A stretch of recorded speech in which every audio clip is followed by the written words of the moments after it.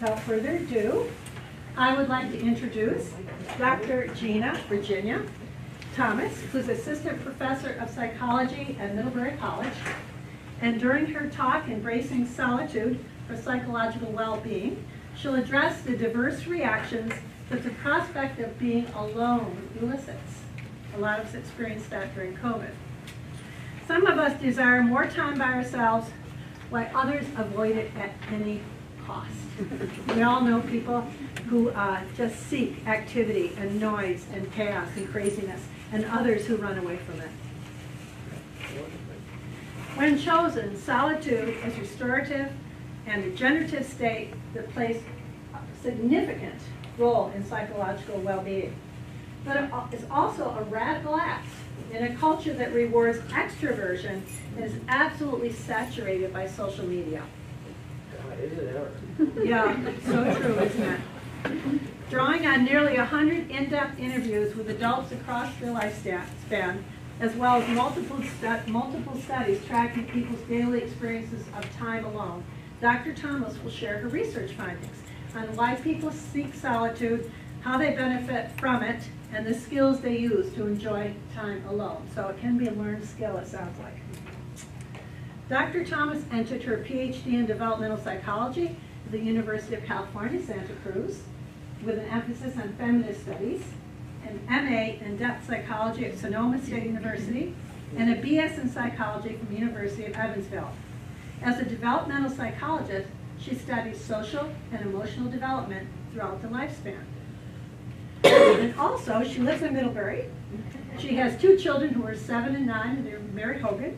She likes to ski, and she likes to knit, and she moved from rural Ohio during the pandemic to rural Middlebury. So it wasn't 2 very different places. Yeah, I bet. So the format of our evening tonight is Dr. Thomas will talk to us about solitude, and that will be followed by questions and comments.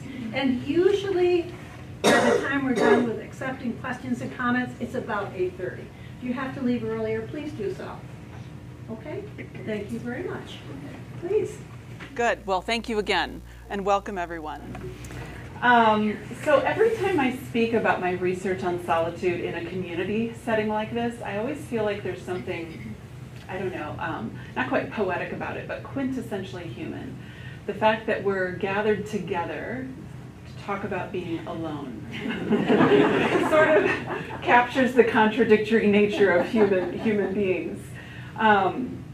But this setting here, this community setting, and also this topic on solitude, I feel it captures the dynamic that's so interesting about humans, the fact that we are social creatures, there's no denying that, but we are also solitary creatures.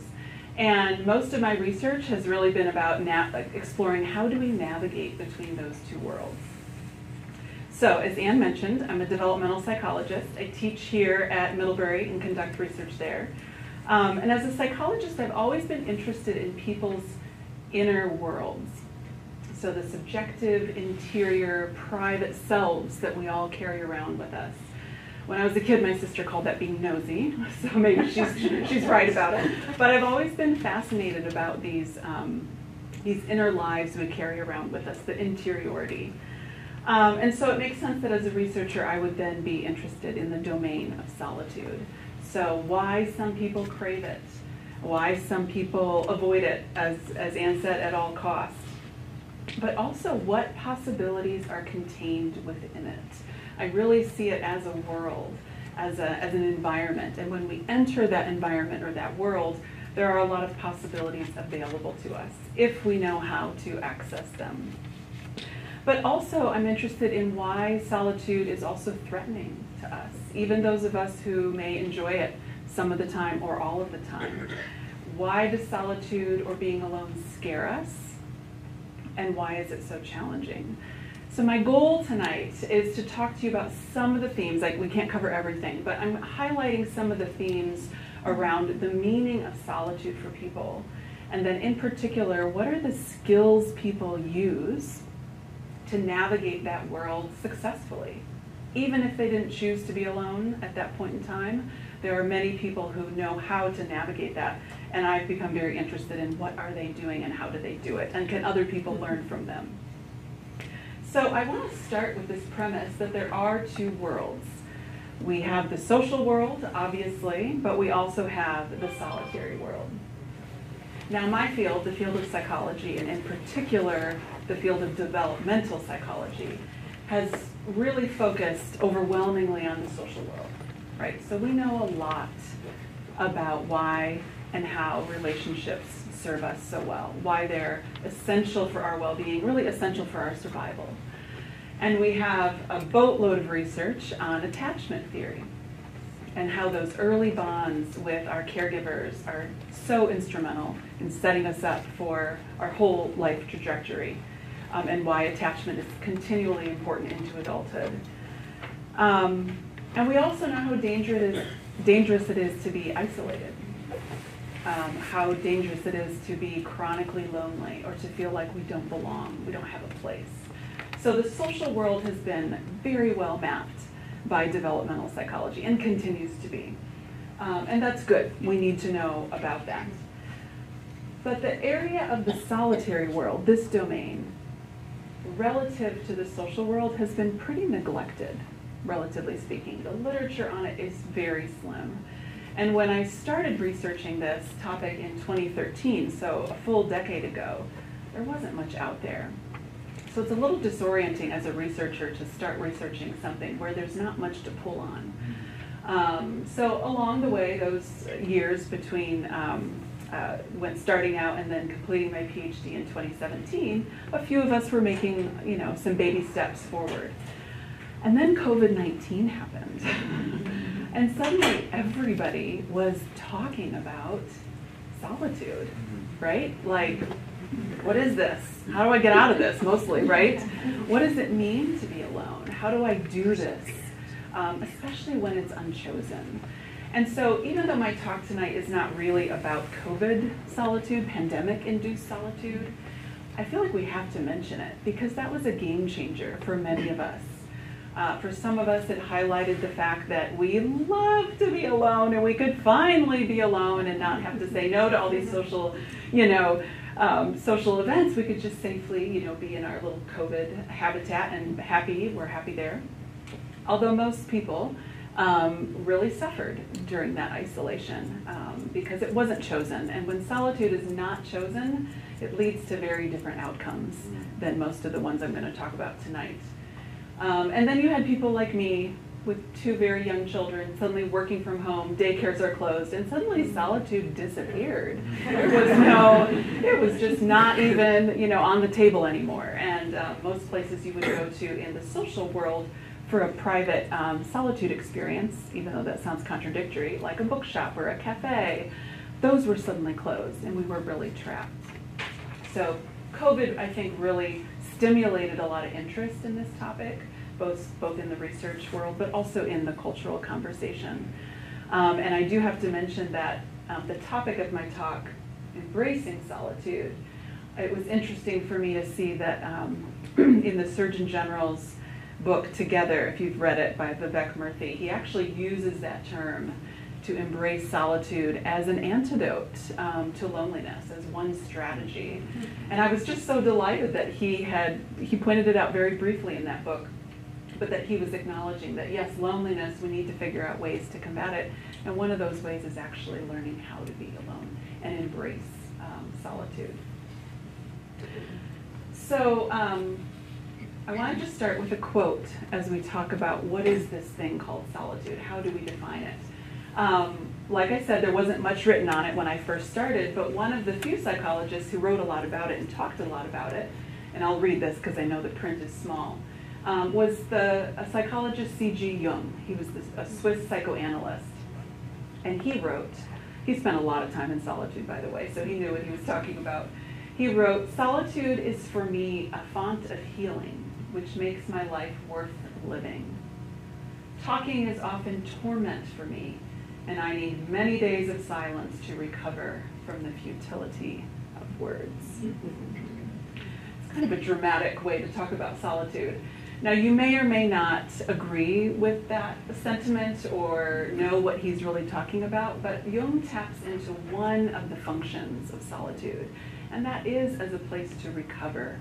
It's an opportunity to recover and process and integrate everything that happened in the social world. So, when we do talk about defining solitude, there are a lot of different definitions out there. Both lay people like yourselves have your own definition for yourself of what that means, but researchers constantly argue about what do you mean by solitude? Do you have to be physically alone or not? Can you be on your phone or not? I've had so many questions on this theme. One person said, does it count if I'm petting my cat? Am I in solitude? So there's a need to define the term. So my working definition of solitude for my research is that it is a state of being alone. And by that I mean there's no social interaction. Real social interaction meaning face-to-face or virtual.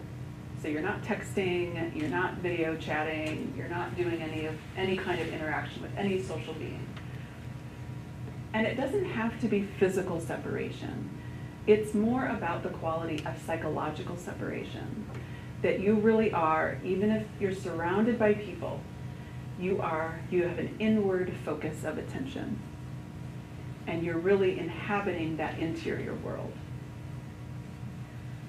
So with that in mind, with this working definition of solitude, I want you to think about right now for yourself. When you enter that space of solitude, you're not interacting with anyone real or virtual. What is pleasurable about this state for you? And what is difficult? So just take a minute and see what comes up for you when thinking about that.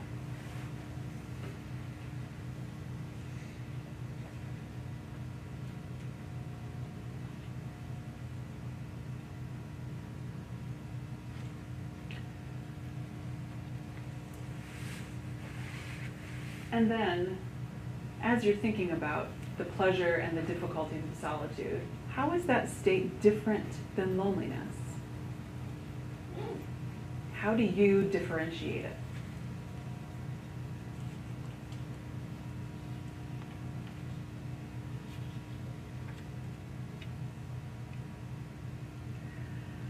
So I'm just curious before I proceed, if anyone wants to just volunteer, shout out, how is solitude different from loneliness for you?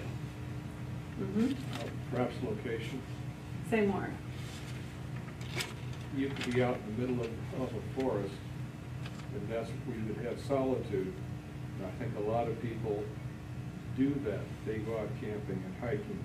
They get away from the noise going on in their worlds. Loneliness is something else. It's almost like the opposite, in fact.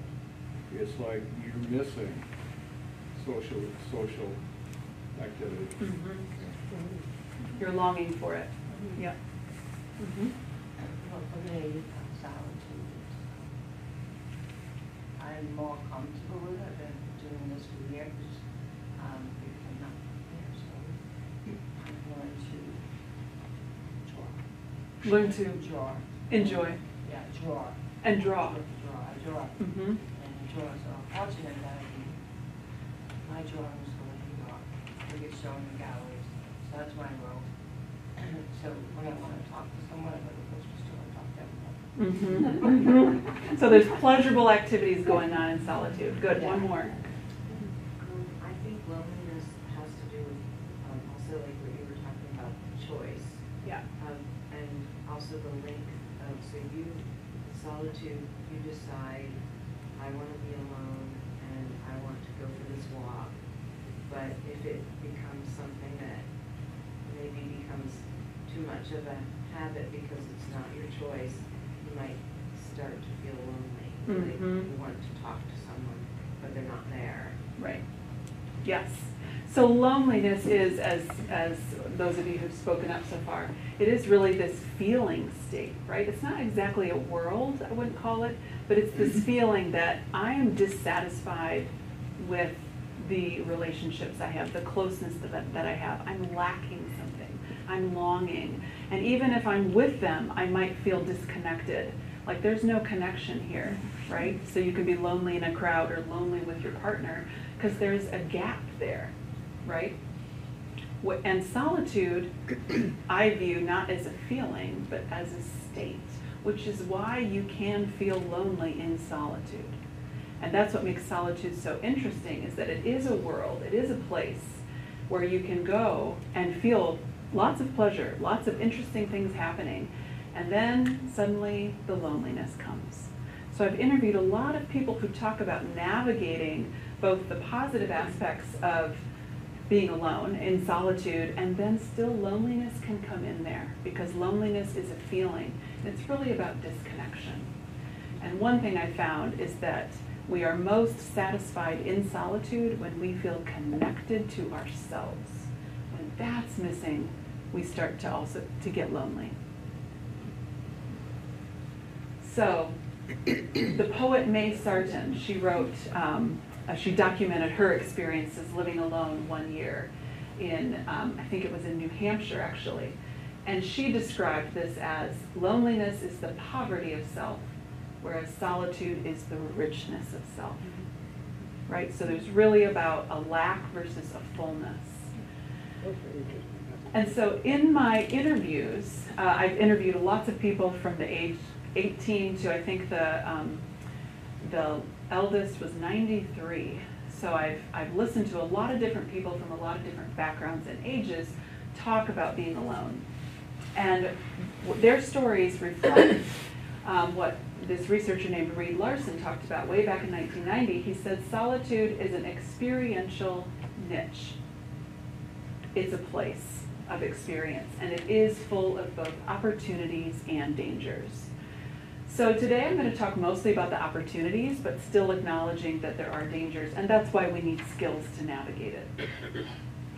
So in talking about this space or this niche of solitude, I'm going to share with you results of one study I did where I had conducted 40-some interviews with young adults and just asked them to tell me about their solitude stories.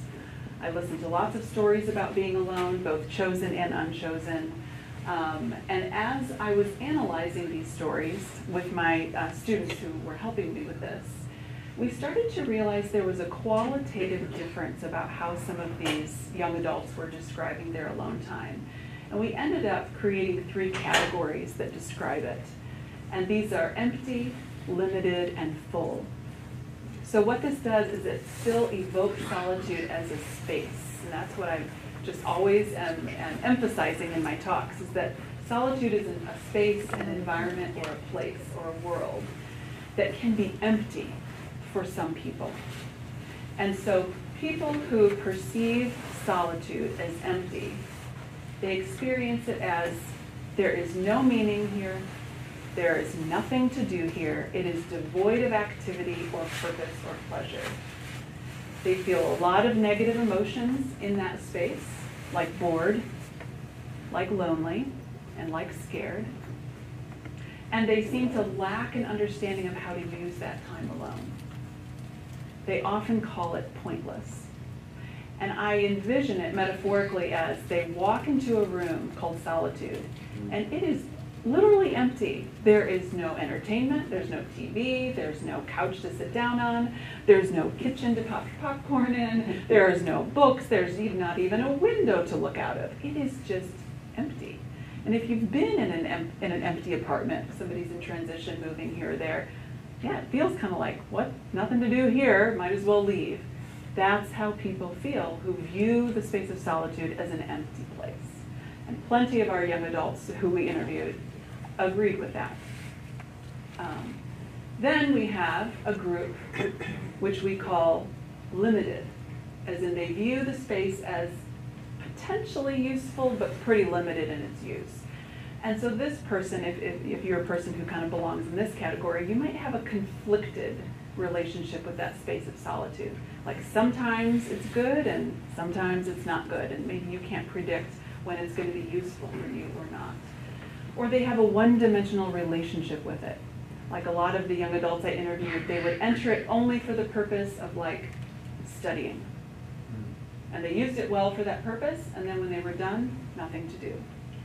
Or they only used it, like Carl Jung, to recover from social exhaustion. They're just drained, and so they just like chilled out for a few hours. Once they felt revived, nothing else to do in solitude, so they left it.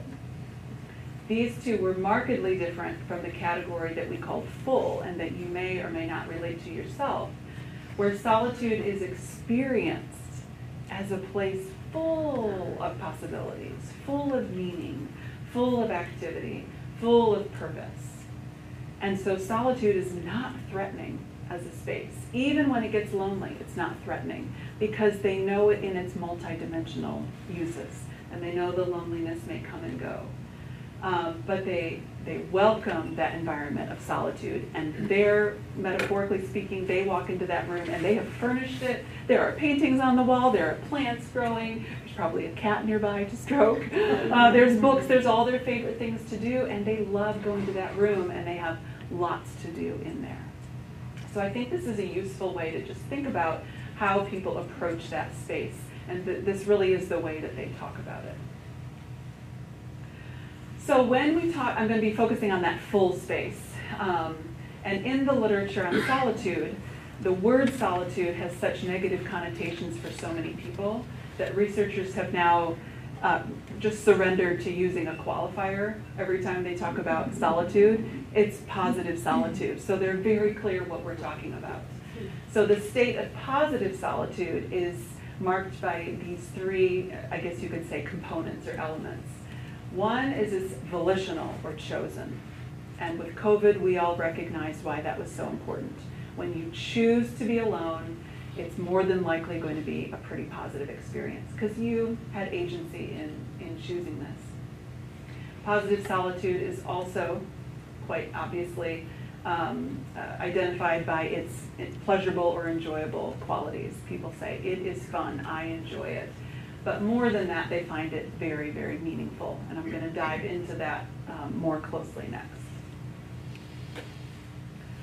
So, in terms of why be alone, what makes it meaningful, what do you do there? I want you to think of the last time you chose to spend some time alone. And choosing is key. So think about when you really intentionally went into solitude. Think about what was your reason for seeking that time alone.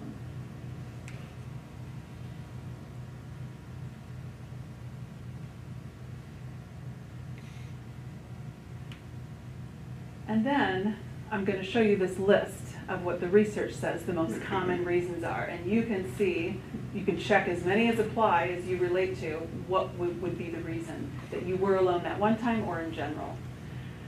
So here are the most common reasons. Number one, this is usually the most common. I needed some time to recharge. I wanted to do a specific activity by myself. I was feeling emotional. And or I wanted to process my feelings. I wanted time to reflect or think about something. I was feeling overwhelmed, frazzled, or overstimulated and needed to get away. I wanted the freedom to be myself. Not be by myself, but be myself. And do whatever I pleased. I wanted to work on a task or a project. I did not feel like being around other people. That comes up occasionally. And then some people will just say, no particular reason. Usually because they haven't thought deeply enough about it. But this tends to be a checklist that I use to get my interviews going and stimulate these ideas. So the benefits of solitude equate with the motivations to be alone there. And what I have kind of distilled in the research is that there's two main categories of benefits. And the first category is about self-care. It's about taking care of yourself because you feel depleted, drained, or dysregulated in some way. If you think about this idea of homeostasis, right, when we're like in balance, our basic needs are met, we're doing all right. When we drop below homeostasis, just like if your temperature drops, your body kicks in and You shiver, you find a blanket, you gotta warm up and get back up to homeostasis. Then you can start thinking about other things. But when you're really cold, you're just focused on getting warmer. When you're overstimulated and drained from social interaction, I think of it as dropping below that line of homeostasis psychologically.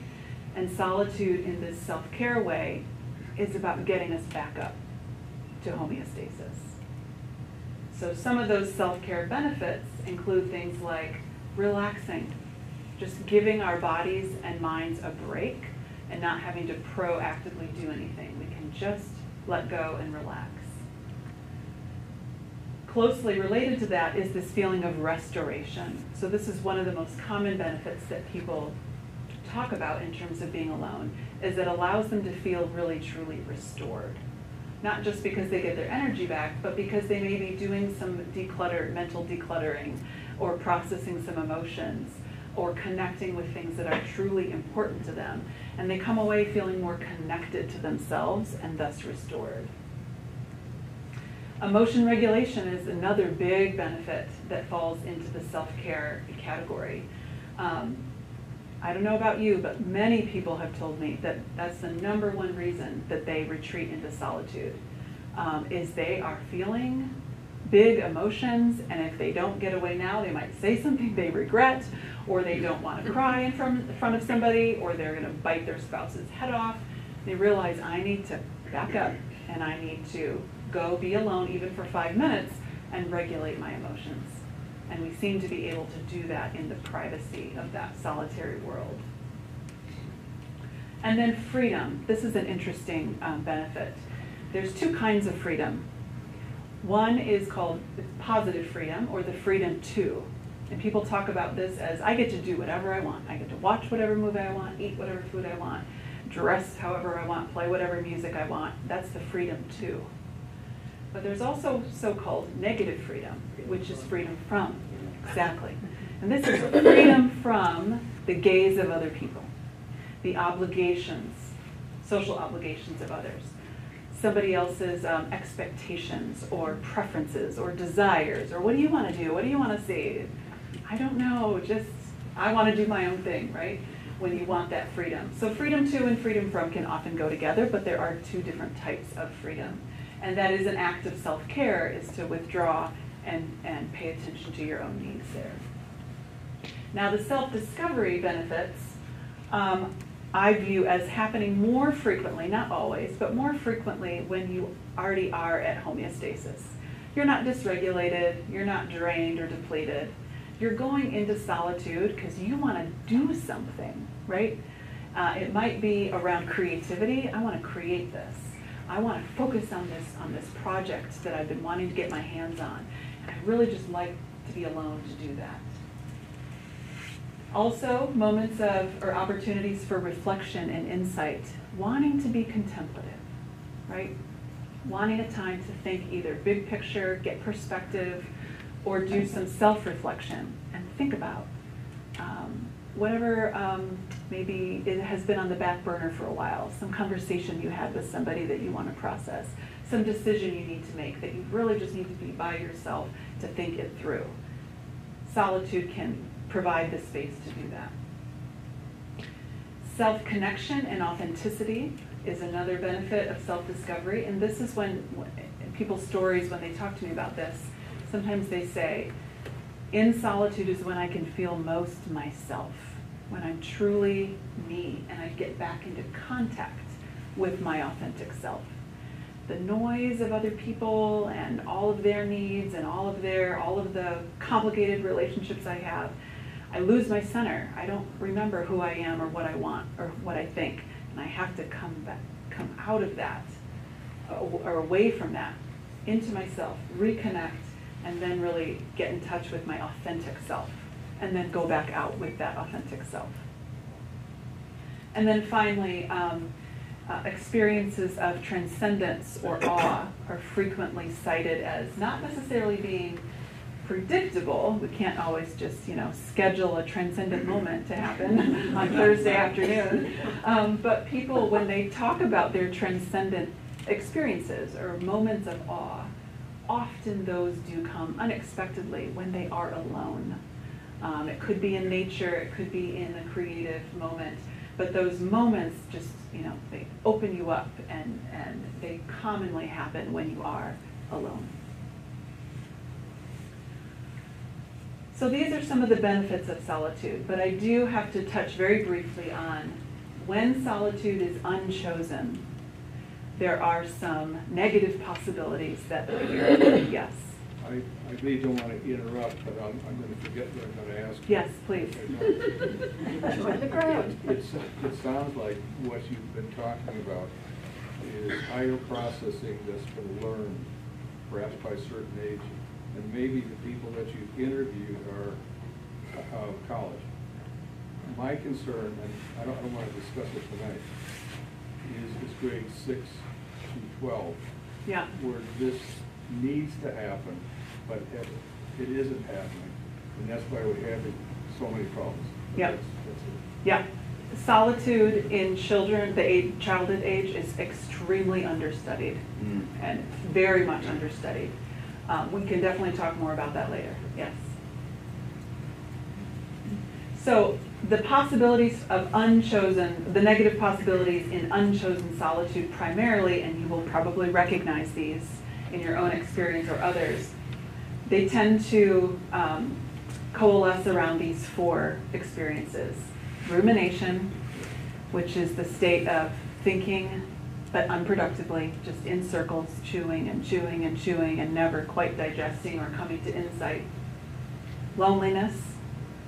Boredom is a big one, and it's not just young adults who talk about this. I've interviewed plenty of people over the age of 40 and 50 who are like, that is boring. I would way rather be with other people. And also despair can come in. The interesting thing about our state, or about loneliness and our state of being solitary creatures some of the time, is that it can bring in an existential awareness of, I'm alone. Yes, I'm with people, I have relationships with people, but in the end, I'm alone. And that feeling can be evoked in solitude. Sometimes it can happen unexpectedly, and it can lead to despair. So that's a real kind of, these 3 I think of as pits that sometimes are waiting for us in solitude. And unless we know how to navigate them or connect successfully back out into our social world, we can fall into those pits. And I think this is why solitude can be threatening for people. So, knowing that there are both positive possibilities and negative possibilities of solitude, I'm going to spend the remainder of my talk talking about these skills for embracing solitude. So, this was the focus of my dissertation, and it's been my focus really ever since, is thinking about the fact that we know that there are social skills in the social world. We've mapped these social skills. We know how to teach people skills to make friends, create connections, read nonverbal cues. There's all of these skills that we do all the time and don't realize it, and that we've been successful in teaching children and adults. So logically, there must be a set of solitude skills as well to navigate this solitary world. So my dissertation really focused on, do these skills exist? And if so, what are they? So I will cover those. And then, what are those resources that help us avoid falling into those pits I talked about? And how can we find our balance, the optimal balance between the solitary world and the social world, knowing that we need both? So those questions have really guided my research. So, the 8 skills that I've identified, and this is a work in progress as I keep researching. Sometimes I'm tweaking the skills or adding another one. But right now, this is a pretty good working group of skills. So there are 8 skills that I've identified that what I call solitude experts, people who say, I'm really good at being alone, I love being alone, and I screened them for loneliness, and they're not lonely people. That's important. So these are non-lonely, healthy, well-adjusted adults who love being alone and spend a lot of time alone. And this is what they do to succeed in that world. The first set of skills I call the heart of the skills, and this is about connecting with yourself. And I'll go through each of these three very, very briefly. Under connecting with yourself, it's about enjoying solitary activities, regulating your emotions, and being introspective. So I think we're going to start there, and then I'll end with the last 6. So these 3 central skills. The first seems very straightforward, but you would be amazed at how many people don't have this skill. The skill is simply to enjoy your own company and enjoy activities by yourself. And so with each of these skills, I've tried to include a quote from a participant to kind of exemplify this skill, and this is one of them. She says, "I feel nourished by myself, meditating or being creative or going on a long bike ride by myself. And then if I'm doing those things, it's like I need no one else. I need nothing else. I can just be happy and content with what I'm doing." Perfect description of the fullness of solitude. She is her own good company in that situation. So I have created actually a curriculum around these skills, and I have attempted to teach undergraduates how to do this. And one of my assignments is to take themselves out on a solitude date. And I'm serious about that. Where they pick a time and they put it on their calendar and they identify a location and an activity and they take themselves out on a date. Really to hammer home this idea that you are with yourself. So be with yourself, connect with yourself. What does yourself want to do right now? And sometimes it requires getting reacquainted with themselves. What do I like to do absent of my peers or my family or my friends or my phone? That's a rule. They can't have their phone on the whole time. But what does this time give me the freedom to do? So really framing it in terms of an opportunity. What would give me meaning or pleasure by myself? And how can I enjoy my own company? Some of us have never had that experience before. It's not just young people. It's people of all ages. And so sometimes we actually have to think about it ahead of time. I call this the enjoyment wheel, and I give this to them. And I say, I've divided this pie up into 8 sections. Come up with ideas. What could you do with that time in these areas? And people who enjoy solitude or know themselves well have no trouble filling this out. But some people really struggle to know, what do I like to do alone? Either I've never had the opportunity, I never learned how, or I've had really bad experiences and I don't want to get close to being alone again. That was a bad place, so they've avoided it. So some of this skill is just about reacquainting yourself with enjoyable activities on your own. So this is what I call the behavioral aspect of self-connection. But the emotional aspect of self-connection is emotion regulation. And this is probably, I will say, the toughest skill to employ and to learn. Because emotions are difficult. And big emotions can come up when we're alone. Part of that has to do with the fact that if we've been repressing or dismissing or just kind of like putting some emotional stuff on hold until we can get to it or have time to deal with it, when we're finally alone, that stuff comes rushing up and it can feel overwhelming at first. So lots of my participants talked about the first thing that happens when they're alone is they have a good cry or they like stomp around the house cleaning angrily until they get that out of their system. And they just kind of have to settle into themselves and get those emotions out. And in terms of emotionally regulating, the most successful emotion regulation strategy or literature I've read about is when rather than trying to make emotions be positive or, solve them or think about them rationally, instead viewing emotions as information. Okay, so I'm feeling this anxiety. Okay, it's a messenger. What's it telling me? To view it with curiosity rather than fear. Or rather than judging it. Oh, why am I so angry all the time? Well, okay, anger is here, and it has to tell me something important. So these skills of emotion regulation, they're not simple, they're not quick to go through, but it seemed like everybody that I talked to who was very skillful at solitude knew how to do this. And they knew how to confront difficult negative emotions and regulate their way through them. in a variety of ways. Here's one quote. She says, "As my body relaxed, my mind quieted, I had a lot of tears. I had an emotional release that felt really cleansing, even though it was uncomfortable to feel sadness." So sometimes it's not a long, drawn-out process of having to process or regulate your emotion, but it's just a chance to release it. And people let that emotion out, and then they can come back feeling more restored or more regulated. And then the third self-connection skill is the cognitive skill. And this is around introspection. I think this is probably also a difficult one to teach, but it is possible to practice and get better at it. So here's a quote from one of my participants who says, "You can't know who you are if you don't spend time completely alone with yourself. I think you really get in touch with what's going on inside of you, how you're feeling, who you are, what your opinions are, what your beliefs are, knowing just everything about yourself that has nothing to do with other people's reactions or who they are. But if we're all just plugged into each other, there's so much other noise that's intruding on listening to yourself, your own instincts, your own feelings. It's like you lose that if you're not spending time alone."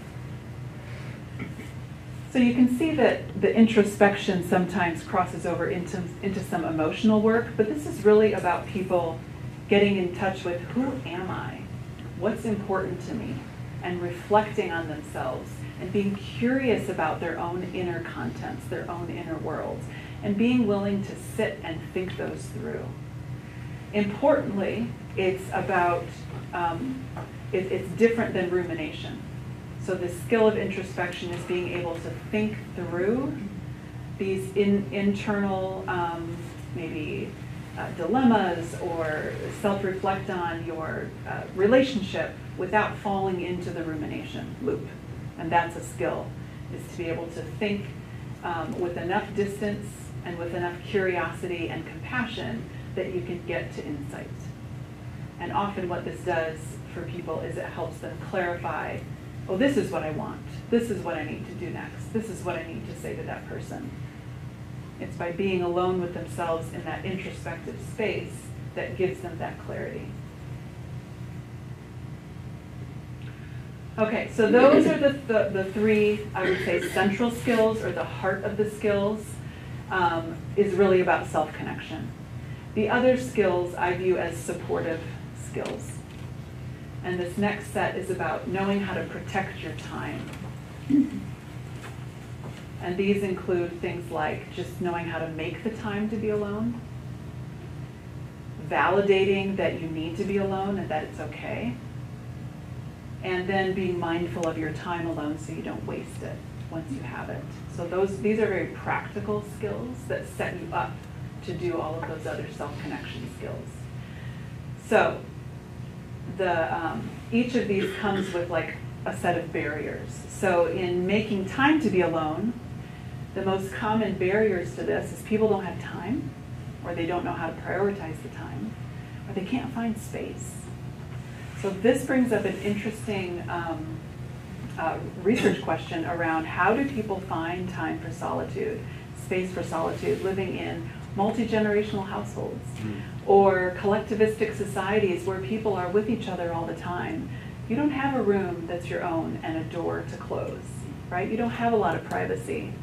And so this interesting idea around how do we negotiate the space we have available to us and the time we have available to us to get that solitude time that we need. This is a skill that is a very practical one that people have figured out how to practice, and also how to negotiate with the people in their life to get that time. So once you have the time, the support skill then is to be mindful with it. And the number one mindless activity people listed, and this was adults I was talking to, middle-aged adults in particular, was the internet. They were like, I will finally get those 3 precious hours to be alone, and what do I do with the first hour? Why am I scrolling? Why am I binge watching this show? It's not what I want to do. So really clarifying and being intentional with using the time mindfully.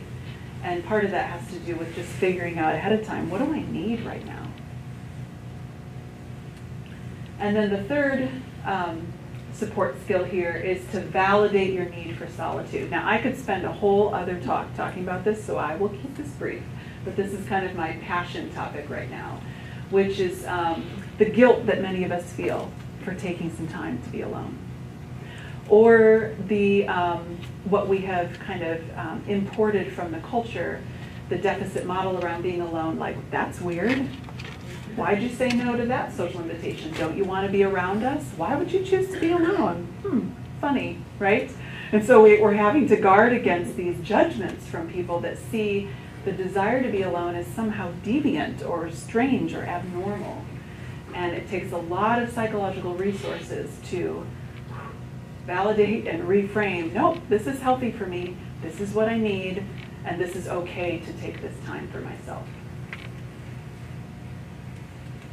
So those are the support skills of protecting your time. And finally, the last two skills are really about balance. That balance between the social world and the solitary world. So the image I like to use here is that it's kind of like the dial or speed dial on your car, the gauge says, oh, you're going fast, you're going slow, and it's constantly in flux.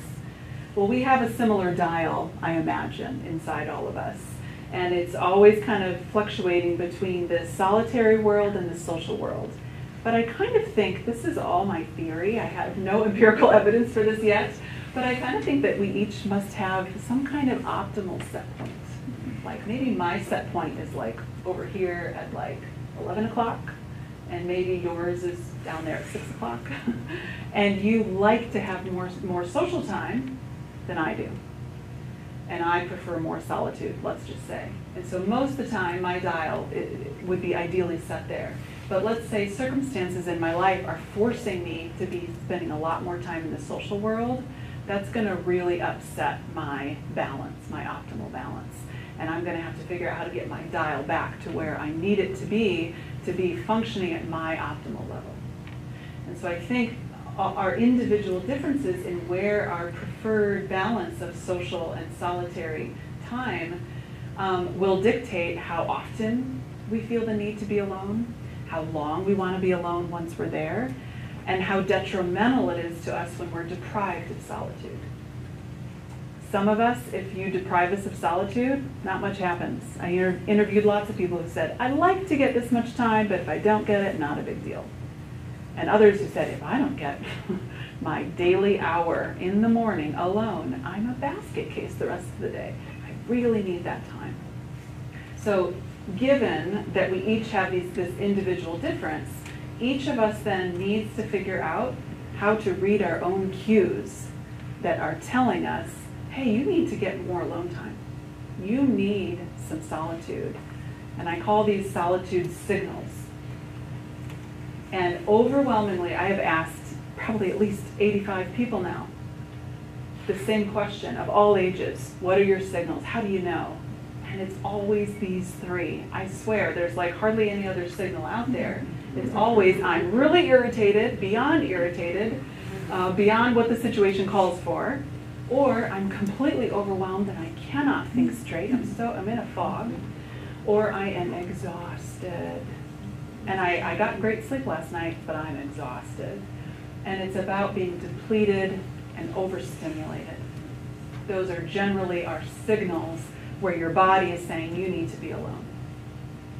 The only other signal is not quite a signal, it's more like a need to I would really like to get this thing done. But that it's less like a need urging you on than a kind of a longing or a wish. So the signals are generally emotional and physical. And then finally, we also have signals that tell us when your time in solitude, it's enough. You've had enough time. And those are also really robust among the people I've interviewed. The signals reliably are, I'm bored, I'm no longer stimulated by this place or by this activity, I feel lonely, and the loneliness is, it's not that I was lonely right at the beginning and couldn't handle the loneliness, it's that I've been in solitude for a while and now I'm getting lonely, right? I'm missing that connection with others. And then the third signal is not negative, it's actually a feeling of completion. I came and I did what I wanted to do, and I feel good about that. And I'm ready to leave solitude. So people with high skills in solitude know when to enter and they know when to exit solitude at the appropriate time to maintain their healthy balance. Okay, last but not least, can we teach these solitude skills? This is the next question. It kind of begs the question, if some people have these skills, can we teach them and will they make a difference? So I'm going to share very briefly with you a kind of a pilot study that I ran with undergraduates. If I can teach undergraduates how to be alone, I feel like I can teach anybody how to be alone. It's very difficult to find solitude on a college campus. You know, it's very social, you have no privacy, and yet they were my convenient sample. So I did sample undergraduates, and my main question was, can we create an intervention or a teaching program that would increase positive solitude among these undergraduates by teaching them those 8 skills that I just told you about? So I designed a 6-week curriculum full of content about those 8 skills. I created practices, what can you do for each skill, and then reflections to teach those skills. And then my students helped me build a website that would offer support in between the weekly sessions where I would meet with the students once a week, in person, face-to-face. So I recruited over time 3 cohorts of undergraduates. And so you can see that it's a small sample because I wanted it to be a close group of students working in that intervention. So just the intervention groups were just 11 people, 13 people, and then 16. The control groups were slightly larger. And the first 2 studies, the first 2 times I ran this, we were in person doing the Solitude Skills program called Embracing Solitude. And then one of my students said, hey, we've got a whole website. Could we do this remotely? I was like, I don't know. So her senior project was testing whether this would also work, not even seeing them in person, but letting them do a self-guided study through the curriculum. And what we found is that indeed, I'll just kind of show this here, this results. So the red line here, this is the intervention group who got the Solitude Skills curriculum. The blue line is the control group who didn't go through any kind of curriculum. And this, the score here is their positive solitude score, their attitude, their positive attitude and capacity for solitude.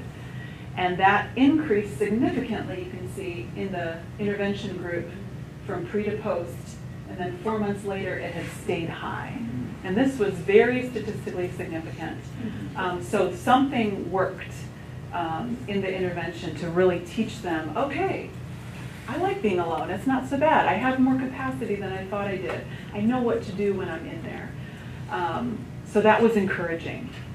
Now, this was a very small study, and I would love to expand this by creating opportunities for other age groups and other settings to go through this curriculum and see, can we reliably increase people's capacity for positive solitude by teaching these skills? And here's a few comments from that program. Remember, these are all undergraduates. One says, I was scared to be alone, but now I see it as a positive instead of a negative. I learned the importance of listening to my own emotions and regulating rather than ruminating. I found this program very beneficial because it encouraged me to prioritize my mental health. I got that comment over and over. They really felt like that was a form of self-care for them to do. And finally, this program helped me to take pride and intentionality in my alone time. It also helped me better grasp my emotions, or at least know how to, which is something I felt I'd lost control of. So that's encouraging as well. That's encouraging. So just coming full circle here with this idea of the difference between loneliness and solitude. I really hope that my work, my research has a positive impact on people and feeling that richness of the self. Because from people that I've talked to and my own experiences, there really are a lot of important possibilities in solitude for personal growth and well-being. And people who just have never learned the skills or have had really negative past experiences are really missing out on this dimension of what it means to be human. So thank you for your time and your attention.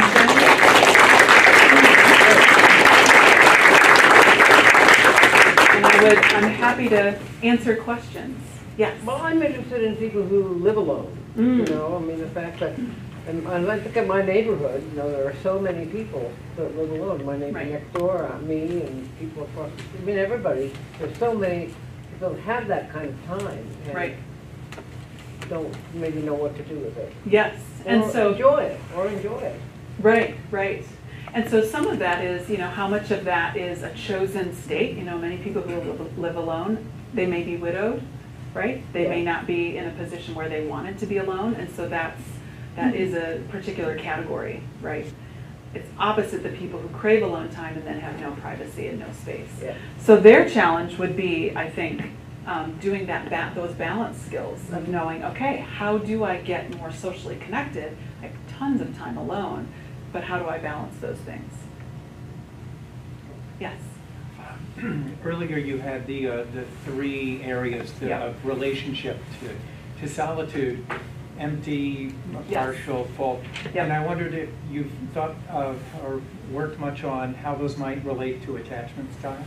Oh, I have not personally researched that, but there is research out there. And the research so far shows that secure attachment is significantly related to one's capacity for solitude.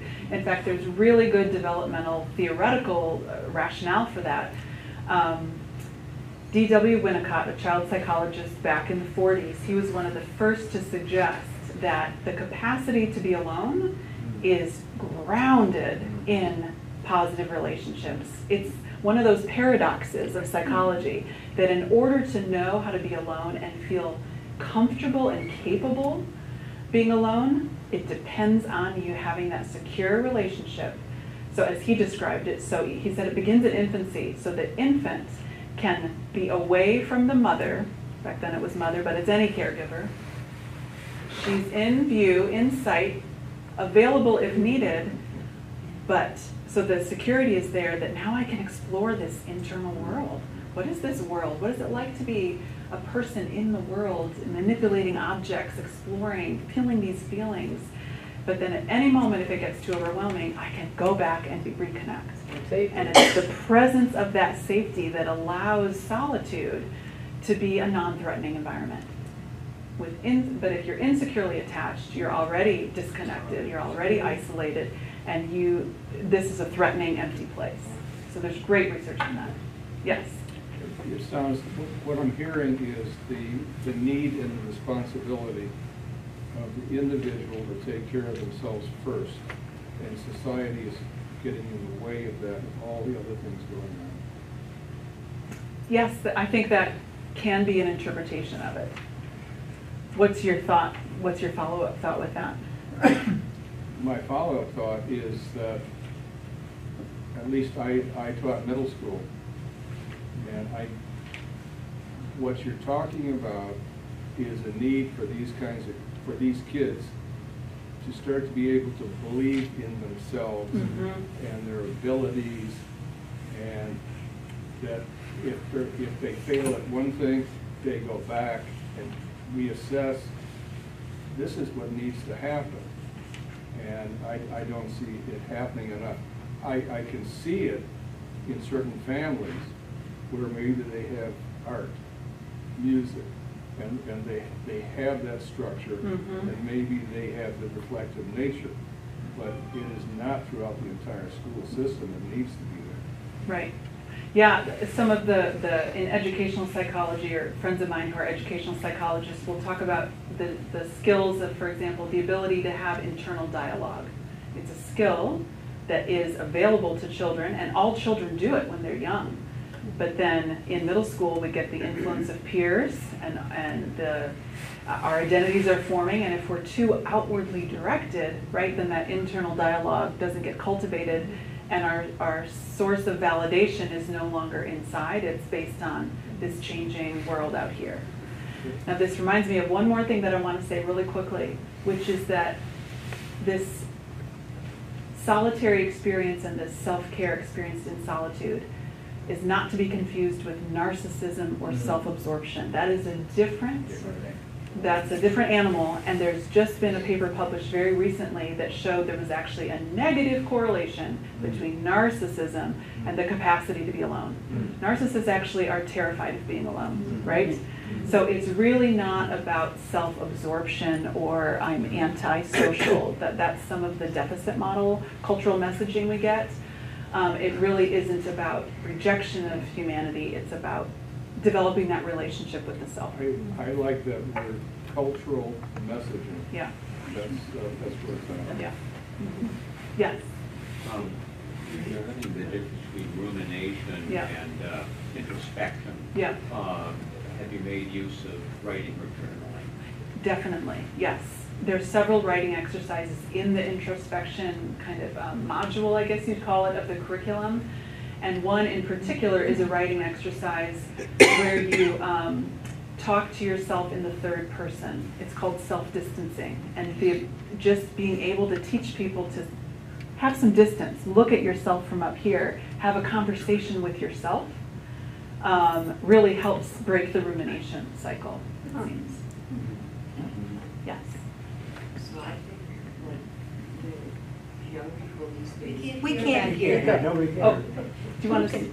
Stand up and look at everybody. I think young people these days are going to have a really hard time with seeking the solitude that they need, because using the phone all the time, they're always seeking approval. Yes. And it's also an addiction too. Yes. And now they have those camps for kids to be away from their phone. Yeah. And those camps are actually probably a good thing for helping find that solitude and enjoying it.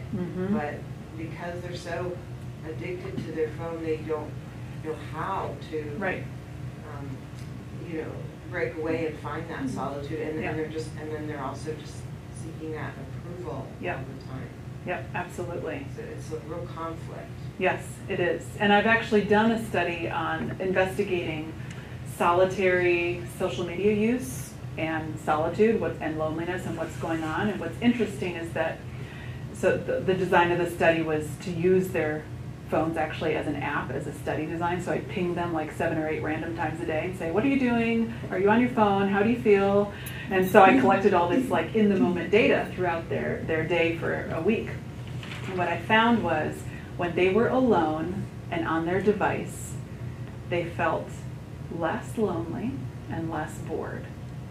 So you could interpret that as like, great, not so lonely, not so bored. But that was only the in the moment ratings. It was right now, how do I feel? We also gave them a whole battery of psychological adjustment measures, including loneliness as like like trait-based loneliness. Like in general, I feel this, right? And there we saw a big difference. People who were on their phones alone all the time were very lonely people. So in the moment, it appears that social media and digital devices act as some kind of self-soothing, right?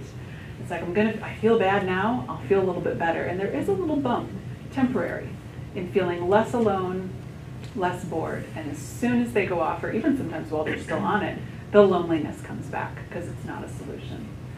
And so when I have my students do digital detoxes, I tell them, prepare for this. It's a detox, and they detox for a few days.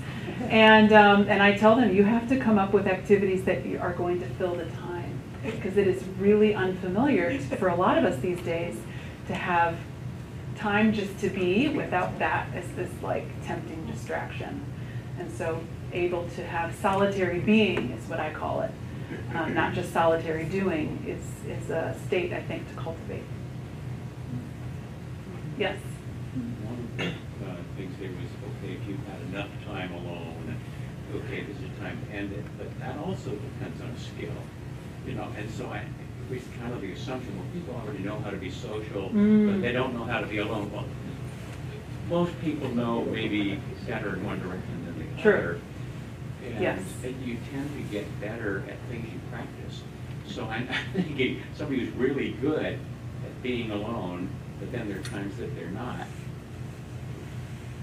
Is there a point where, you know, working on the thing you find difficult of being with other people may actually help you to moderate, to find your balance? Right, absolutely. Yes, I mean, I referenced Carl Jung, and he always talked about the balance of the opposites in almost everything that he wrote about. And he said in particular, whatever you've overemphasized in the first half of life, in the second half of life, it's time to get familiar with the thing that you've avoided or that you haven't practiced. And so for some of us it is, we're very comfortable being alone, and we need to learn how to connect and be in relationship. And here I am talking about more the reverse, that most of us are rewarded for being in social relationships and knowing all of that. And then the second half of life is about, okay, how do I get comfortable by myself? Yes. Yes. So wonderful. This is so fantastic, and I want to thank you for so much for everything. A couple of things. I was curious if you ran across in your study and in your research any of the John Kabat-Zinn, wherever you go, there you are. And mindfulness. Yes. And then also, I think for this application, it comes to mind would be so useful in so many different settings, so many different populations, but I was wondering about alongside trauma programs. I think the pre-trauma processing and and then post-traumatic growth. It seems like that would be very much hand in hand. I wondered if you had anything to say about that. Yeah, so both comments you made are interesting. The first around mindfulness, I do find that there's a lot of overlap in mindfulness literature and how that the description of a mindful approach to our emotional life or our relationships or our own needs, that seems to be part of the skill set, is having that mindfulness. Okay, what are my signals? I'm going to pay attention to those signals. How can I proactively do this? All of that is mindful awareness of who you are and what you need. The second, about trauma, not having been trained as a clinician or a clinical psychologist, I'm not as active in that area of research, but I do know that I think my take on it is that when we apply this work to lots of different populations, we always have to take into consideration, was being alone ever traumatic for them? I don't know if that's where you were going, but sometimes I think about that they could have had an experience or multiple experiences in the past where being alone was not safe. So why would I put myself in that situation again? I'm vulnerable. I need to be around people so that I never get put into that situation again. And so that is an additional element or variable to take into consideration when thinking about the capacity for solitude. So there may need to be some healing taking place first, or therapeutic, I don't want to say intervention, but like assistance to contour these skills. This is like they feel like the basic building blocks, but we need adaptations for, to your point, children in 6th grade, or to your point, someone who's dealing with trauma. These can be adjusted depending on those contextual factors. It just seems like a really valuable container and framework for post-traumatic growth and for almost companionship in our solitude work in a post-traumatic path for ourselves or for others. Yeah. So absolutely, it seems to be so rich. Yeah. What you just said there makes me think of, this potential that we have. So we know that we are always with ourselves, right? So we are solitary creatures, but we are also, the capacity to be a friend to ourselves. So if we are able to help people cultivate the self as a resource, as a friend, as a companion, then it becomes, I have a safe space wherever I go because I'm connected to my authentic self, and I know how to keep that connection going. Almost like a superpower. Nice, I like that. Yeah. I was thinking of boundaries a lot, and how one of the things that I've experienced is that I feel overwhelmed in social situations because I don't have a strong boundary, like empathizing with other people. Right. And so as I've gotten older, I've become better at being around other people because I've created stronger boundaries so that I do have solitude, kind of like what you just said, even no matter where I am. Right, yeah, that's a great point. Kind of like this idea of being very porous when you're around people, and so having that psychological boundary. This is me and this is you. Yeah, extremely important. Yes, in the back. A lot of my solitude is task or goal oriented, and what I do is I set up my business so I have a number of tasks that I could do, and if I'm doing something in my body, and if I'm losing interest or getting bored or not doing something correctly, I've learned to just put it down and go do something else. But if you set up a 4-hour time to read a book, and after an hour and a half you're bored silly, Right. then what do you do with that extra time? Right. Another book. Yeah, I think that is part of a couple different skills. One is just being mindful, being able to pay attention and realize, oh, this is what's happening, right? And being able to be flexible within that and to shift, either to say, oh, I don't need to be alone. Actually, I thought I did, but it's not stimulating, so maybe I need to go reconnect in the outside world. Or having the resources available to you in the moment to say, this isn't working, but I have an alternate activity I can do that will be meaningful and will be fulfilling. Yes? This may be an obvious question for what we're here for, but I'm curious how gender overlays into solitude, especially other people's perception of people taking time for themselves. Yes. I can't think of a time. You can't Yes. hear. What did she say? Sorry, I can't think of a time where people have talked about men going in and Yep. closing the doors, being selfish. Absolutely. I think of endless times. Yes. When they consider solitude. Absolutely. So 2 things I would say about that. One, the research Could you literature. restate for I can people? restate it. So she's asking how gender, the overlay of gender on solitude and how it's perceived when people take time to themselves, and if there are any, gender differences around that. So the research literature basically never comes up with anything significant around gender differences. It's not like one gender needs more solitude than another, or is better at it than another, or needs it for different reasons. It seems like this is just a human thing and we all need this. But absolutely, in my interviews, this is what I found, is that there are these gendered cultural narratives around solitude. And that because women in our society and in most societies are designated as the emotional caretakers and the social caretakers, and not to mention the physical caretakers, if she removes herself, if she withdraws herself from that social role, the message can be, or the response to her can be, why aren't you taking care of us? Why aren't you there for me? I need to talk to you. I need this. I want you around. And if you remove yourself from me, that's a withdrawal. It's a selfish act.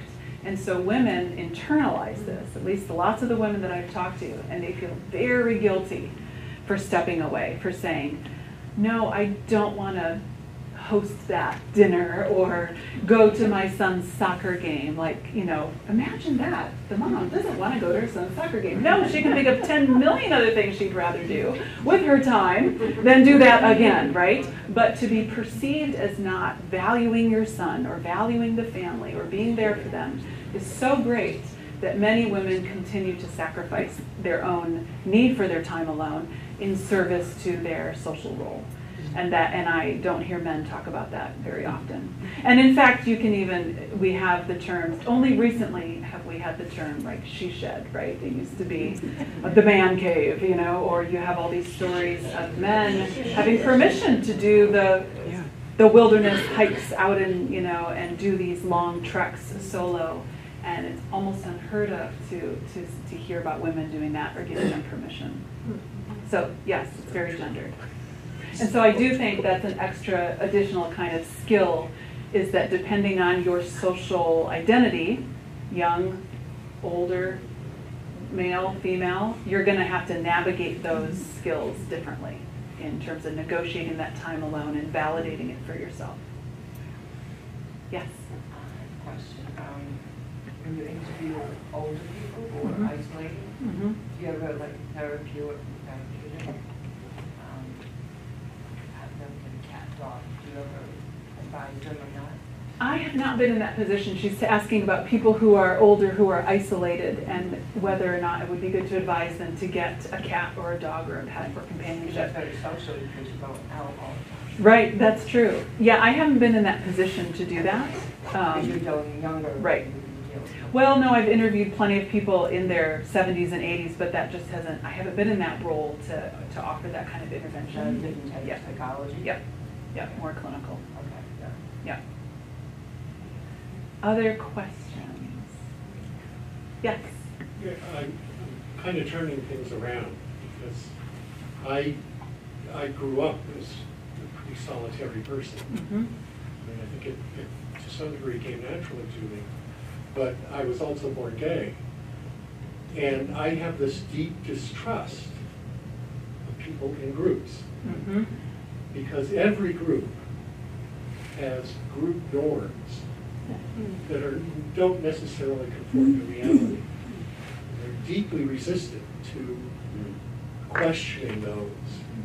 And I feel that because I tend to see things from 6 different perspectives. If you take a point of view on some subject, I'm always oppositional. Well, I don't think of it as oppositional, I think of it as expansion. Right. You know, of saying, well, you know, look at this. You know, there's this whole big space over here.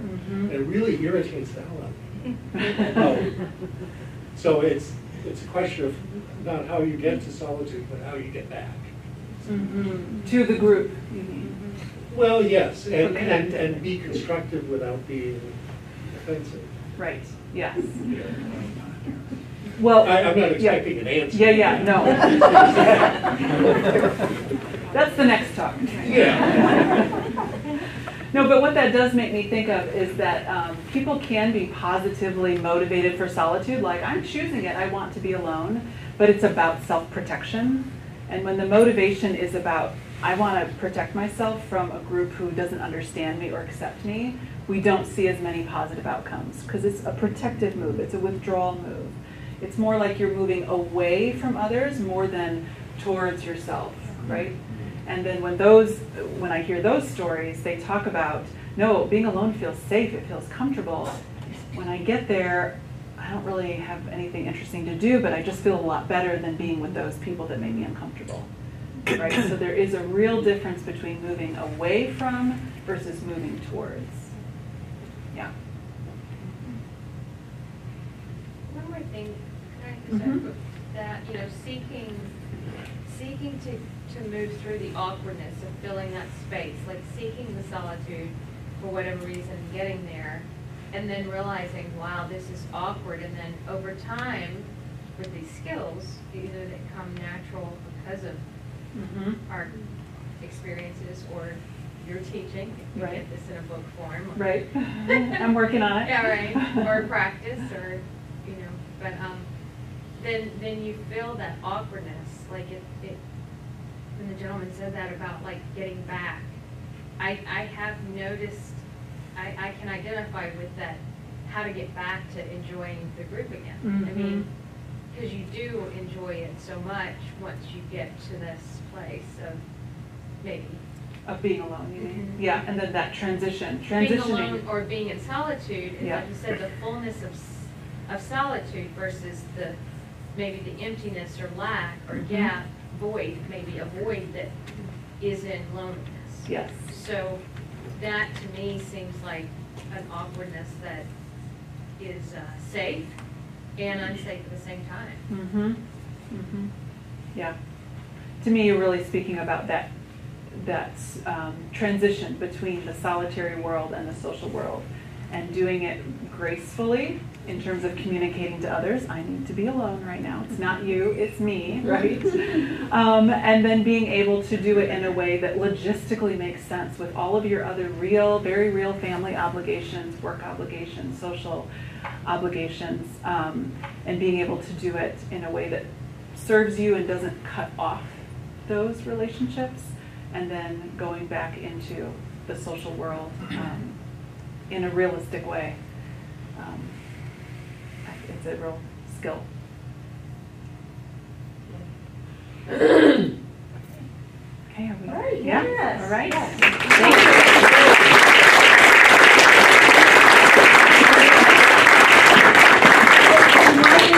And thank you for identifying things. The people